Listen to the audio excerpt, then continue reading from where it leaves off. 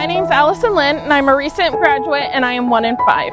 1 in 5 people deal with mental illness, and I'm here to tell you about my journey.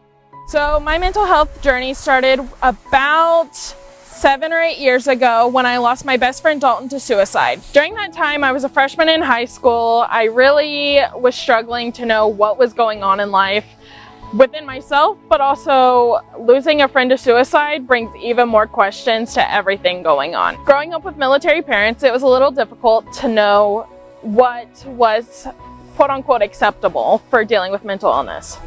But thankfully to them, I was able to get counseling and kind of deal with those suicidal ideations that I had been dealing with. Thankfully, after about 6 months of counseling, I was able to move on to the next phase of life, so to say as normal as that goes.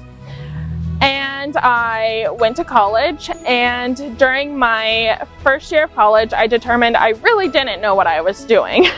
I was a first-gen student that was unsure of the major she was in. I was dealing with tough circumstances on top of it and realized that I needed to go and seek some counseling again. My toolbox wasn't as exactly prepared for this situation as I thought it was. So I went back to counseling and got the resources that I needed at that time and was able to then move on to nursing school, where then brought some more challenges as life does. I believe it's important to have a real convo about mental illness. This is something that's going on in the world, and especially in today's youth and basically everywhere.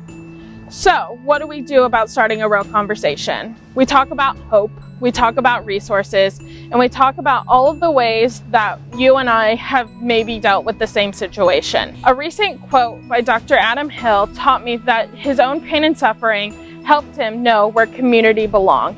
So knowing that connection and community can help ease that suffering is really what hope is about.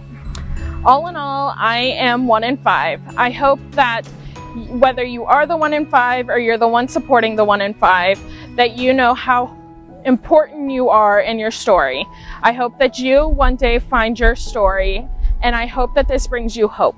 We Support You is actively working to bring hope to the communities. So what does that mean to me? Bringing hope to the communities is bringing on a real conversation.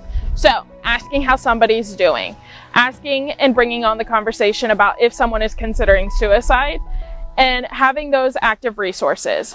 Bringing hope is knowing that your story matters and that today matters.